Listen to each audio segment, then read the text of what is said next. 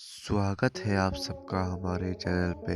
आज हम लेके आए हैं अटलांटिक ओशन में दफन एक महान जहाज का किस्सा जिसका नाम है RMS टाइटैनिक। इसको सदी का सबसे विशाल और कभी न डूबने वाला जहाज माना जाता था।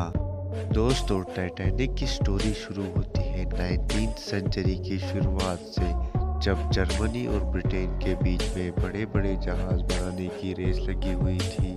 इसलिए ब्रिटेन सरकार ने फैसला लिया एक ऐसा जहाज बनाने का जिसकी सजावट और कद एक आलीशान महल से भी बड़ी हो, जो इस सदी का सबसे बड़ा जहाज कहलाए। इसलिए ब्रिटेन सरकार ने व्हाइट लाइन कंपनी को करोड़ों रुपए दिए। इसके बाद 31 मार्च 1909 में नॉर्थ आयरलैंड के बेलफास्ट में शुरू हुआ टाइटैनिक को बनाने का काम। लगभग 15,000 इंजीनियर्स और कारीगरों के 3 साल की मेहनत के बाद तैयार हुआ ये आलीशान जहाज।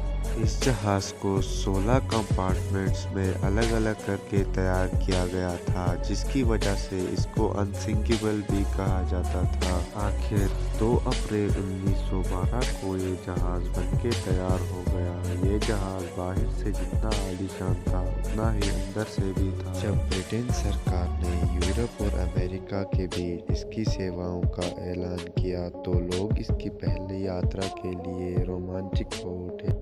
10 अप्रैल 1912 को टाइटैनिक अपने पहले सफर पे निकला। कहा जाता है कि टाइटैनिक के पहले सफर पे लाखों की हुजूम उसको देखने के लिए बंदरगाह पे जमा हुई। तभी शुरू हुआ टाइटैनिक का पहला सफर। टाइटैनिक 920 यात्रियों को लेकर इंग्लैंड के साउथहैम्पटन से न्यूयॉर्क की तरफ निकल पड़ा। सबसे पहले वो साउथहैम्पटन से चिरबोंग फ्रांस पहुंचा, फिर उसके बाद अपने आखिरी सफर न्यूयॉर्क पे निकल गया। टाइटैनिक को कहाँ पता था कि उसका पहला ही सफर उसका आखिरी सफर होने वाला है। जब टाइटैनिक आयरलैंड से न्यूयॉर्क की तरफ निकला तब उसे आइसबर्ग होने की पहली चेतावनी मिली, लेकिन जहाज के कप्तान ने इस चेतावनी पे कुछ खास ध्यान नहीं दिया और जहाज की स्पीड बिल्कुल ही कम नहीं की, जो अपनी पूरी स्पीड के साथ समंदर को चीरता हुआ निकल रहा था। शाम होते होते टाइटैनिक को 6 चेतावनी बड़े संदेश और जहाजों से मिल चुके थे, लेकिन कैप्टन ने फिर भी जहाज की स्पीड कम नहीं की, क्योंकि वो इस जहाज को सदी का सबसे बड़ा जहाज होने के अलावा सदी का सबसे तेज जहाज होने का खिताब भी देना चाहते थे। 14 अप्रैल की भयानक रात को जब टाइटैनिक आयरलैंड से न्यूयॉर्क की तरफ जा रहा था, उसके 2 क्रू मेंबर्स फ्रैगलिट फ्लीट और रेगनाल्ड को जहाज के ऊपर तैनात किया।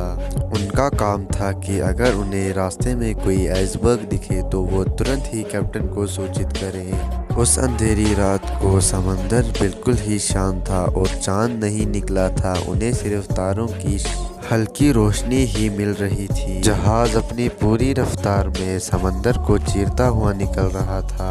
तभी अचानक 11:45 पे निगरानी पे तैनात फ्रेडरिक फ्लैग ने जहाज के आगे एक बड़ा काला सा पहाड़ देखा। ये देख फ्रेडरिक तुरंत ही समझ गया कि टाइटैनिक के आगे एक विशाल आइसबर्ग है। फ्रेडरिक फ्लीक एक सेकंड भी ना गवाते हुए सारे अफसरों को घंटी बजा के और फोन पे इतला दी, जिसके बाद सारे अफसर ये सुनते ही सारे अफसर जहाज को मोड़ने में लग गए। अचानक हुए डिसीजन से कैप्टन ने टाइटैनिक को आइसबर्ग से दूर ले जाने की बहुत कोशिशें की, लेकिन अफसोस 11:40 पे टाइटैनिक का राइट हिस्सा आइसबर्ग से टकरा गया। टकराव इतना जोरदार था कि जिसकी वजह से 3rd क्लास के पैसेंजर्स को बहुत ही बड़ा झटका लगा। यात्रियों को पता तब लगा जब टाइटैनिक को एक जगह रोक दिया गया और सारे इंजन्स बंद कर दिए गए। जैसे ही ये खबर फैली कि जहाज एक आइसबर्ग से टकरा गया है, लोगों के बीच अफरा तफरी मच गई और पूरे जहाज पे खौफ का माहौल हो गया। जब